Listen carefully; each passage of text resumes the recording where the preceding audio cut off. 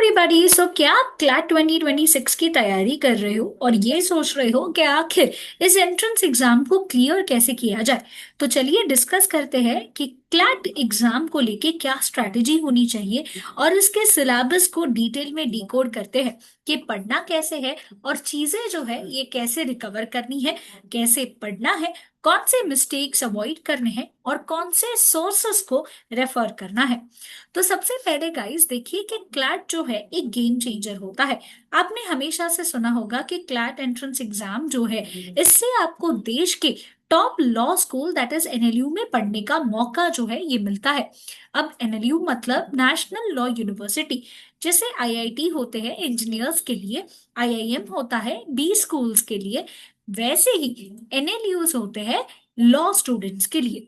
तो ये एनएलयू जो है ये एलीट एजुकेशन प्रोवाइड करते हैं। यहाँ की प्लेसमेंट्स बहुत अच्छी होती है जिससे आपको मौका मिलता है कि आप one of the top law firms के अंडर या फिर एमएनसीज के अंडर या जजेस या सीनियर एडवोकेट्स के अंडर आर्टिकलशिप या फिर अपना प्लेसमेंट जो है ये करवाते हो। जैसे एग्जाम्पल ले लीजिए, देश की सबसे पुरानी law school that is NLSIU Bangalore जो है, इसके एलुमनाई में सुप्रीम कोर्ट के lawyers, civil servants and CEOs तक क्या है इंक्लूडेड है। अब अगर हम देखें तो क्लैट एग्जाम जो है इसके पेपर पैटर्न के बारे में एक ओवरव्यू ले लेते हैं। तो क्लैट एग्जाम एक ऐसी एंट्रेंस एग्जाम होती है जो साल में सिर्फ एक बार होती है, वो भी दिसंबर के मंथ में। अब ये एंट्रेंस एग्जाम देने के लिए वो स्टूडेंट्स एलिजिबल है जो ट्वेल्थ या तो पास कर चुके हैं या फिर एक ट्वेल्थ स्टैंडर्ड एस्पिरेंट है। तो यहाँ पे ये एग्जाम जो है साल में एक ही बार होती है और 120 मार्क का आपको पेपर पूछा जाता है। एंड इसमें टोटल आपको जो है 5 सब्जेक्ट्स पूछे जाते हैं। पूरा का पूरा पेपर आरसी बेस्ड होगा और एमसीक्यू पेपर होता है। मतलब इस एग्जाम में आपको लिखना कुछ भी नहीं है। पैसेज बेस्ड क्वेश्चंस होंगे बट पैसेज में आंसर छुपे नहीं होंगे। यहाँ पे आपको अपनी स्किल्स और अपने एनालिसिस का इस्तेमाल करते हुए क्या करना होगा, आंसर्स ढूंढना होगा। अब अगर हम देखें तो हर एक सेक्शन की पढ़ने की स्ट्रैटेजी अलग अलग होती है। फॉर एग्जाम्पल इंग्लिश जो सेक्शन है इसमें आपका रीडिंग स्पीड बहुत मैटर करता है। लीगल सेक्शन में आपका लॉजिकल रीजनिंग स्किल्स मैटर करता है, जबकि जीके में अवेयरनेस बहुत इंपॉर्टेंट होता है। तो हर एक सेक्शन यहाँ पे अलग अलग स्ट्रैटेजी के साथ पढ़ना होता है और हर एक सेक्शन की अपनी एक खास बात होती है। तो सबसे पहले अगर हम इंग्लिश और आरसी के लिए देखें तो देखिए रीडिंग कॉम्प्रिहेंशन जो है ये सबसे इंपॉर्टेंट और फाउंडेशन बेस बन जाता है। रीडिंग सेक्शन क्यों इंपॉर्टेंट है? क्योंकि पूरा पेपर आरसी बेस्ड है। तो आप चाहे कोई भी सेक्शन ले लीजिए, लीगल हो या इंग्लिश हो या लॉजिकल हो, इसमें आपको आरसी तो पढ़ना ही है। तो आपका रीडिंग कॉम्प्रिहेंशन को जो रीड करके एनालिसिस करने का टेक्निक है ये बहुत ज्यादा क्या करेगा, मैटर करेगा। इसके लिए आपको डेली बेसिस पे अलग अलग एडिटोरियल्स जो the Hindu newspaper, live law, Indian express ऐसे से रेफर करने से आपकी जो क्रिटिकल रीडिंग की एबिलिटी है ये बहुत ज्यादा इंप्रूव हो सकती है। लीगल रीजनिंग सेक्शन में स्टूडेंट्स को लगता है कि लॉ तो पढ़ना ही होगा, बहुत सारे लॉ के अलग अलग एक्ट्स याद रखने होंगे, सेक्शंस याद रखना होगा, बट ऐसा नहीं होता है। यहाँ पे लीगल रीजनिंग में कोई लॉ की जरूरत नहीं होती है। और ये मैं नहीं, ये कंसोर्शियम ऑफ एनएलयू जो इस एंट्रेंस एग्जाम को कंडक्ट करता है वही खुद बोलता है। रेफरेंस के लिए आप खुद भी क्लैट कंसोर्शियम की वेबसाइट को रेफर कर सकते हो। तो यहाँ पे हमें किस तरीके के क्वेश्चन पूछे जाते हैं?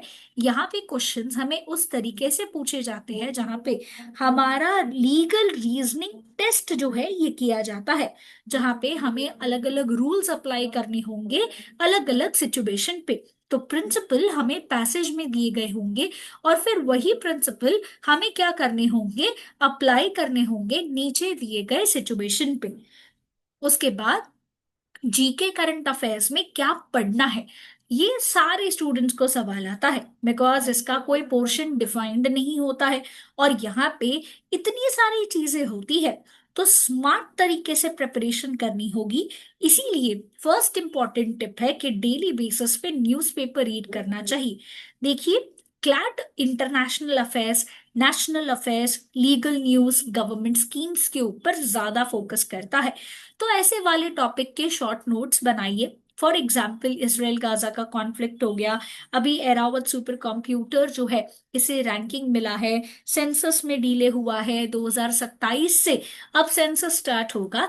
ये सारे क्लैट वर्दी टॉपिक्स है। तो इन टॉपिक्स के ऊपर रिसर्च करके शॉर्ट नोट्स जो है हमें बनानी होगी। नेक्स्ट है मैथ्स, एक ऐसा सब्जेक्ट जिससे सारे स्टूडेंट्स को डर लगता है। कुछ ऐसे स्टूडेंट्स होते हैं जो लॉ इसीलिए करना चाहते हैं क्योंकि वो थ्योरी बेस्ड है, प्रैक्टिकल बेस्ड नहीं है। बट ये सोचते हैं कि ये तो क्लैट में ही मैथ्स आ गया, तो यहाँ पे कैसे इसको हम लोग डील करें।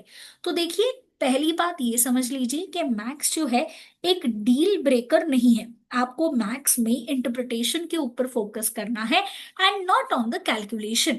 मैथ्स इजी लेवल का आता है, 10th जो क्लास का लेवल होगा वही क्लास का आपको लेवल पूछा जाएगा, और ऑफन आपको डीआई बेस्ड क्वेश्चंस ही पूछे जाते हैं, जिसकी वजह से इसका लेवल इजी हो जाता है। But trust me, with practice आप ये सेक्शन क्या कर सकते हो, इजीली टैकल कर सकते हो। मॉक टेस्ट बहुत जरूरी हो जाएंगी, ये आपकी रियल एग्जाम की प्रिपरेशन होती है।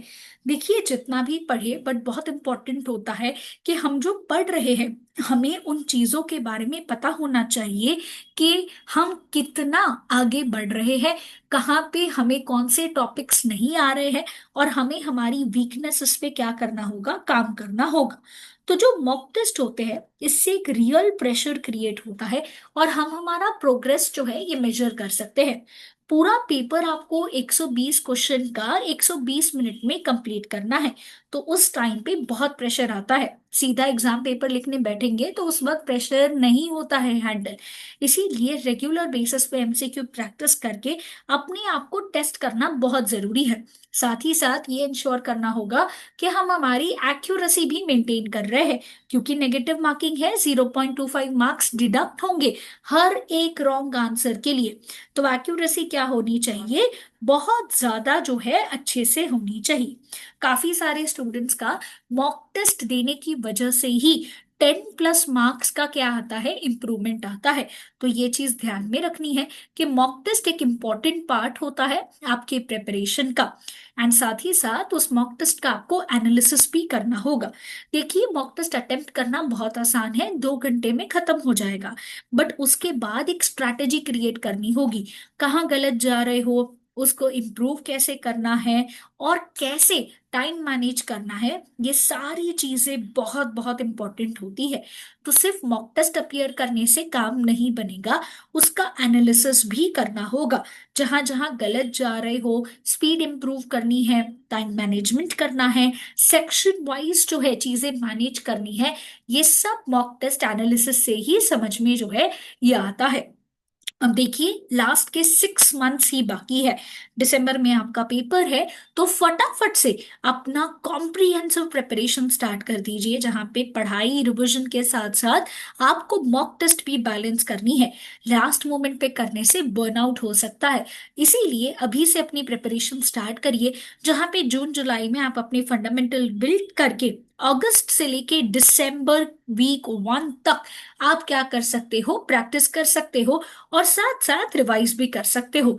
तो देर किस बात की गाइस, फटाफट से स्टार्ट कर दीजिए, बिकॉज देखिए, consistency is the key to success. Regular efforts डालने से, थोड़े थोड़े हर रोज स्टेप लेंगे, तब जाके हमें क्या मिलेगी, सक्सेस जो है ये मिलेगी।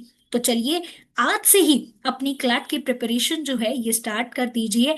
पहले पढ़ाई करेंगे, फिर रिवीजन करके मॉक टेस्ट अपीयर करेंगे, और ये चीज के लिए बी एडू केयर आपको पूरा सपोर्ट करेगा, जहाँ पे हमारे ऑफलाइन कोचिंग सेंटर्स घाटकोपर और डोंबिवली में सिचुएटेड है।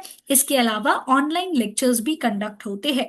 फॉर मोर इन्फॉर्मेशन आप हमें इन नंबर्स पे कांटेक्ट कर सकते हो, या फिर नीचे कमेंट बॉक्स में मेंशन कर सकते हो।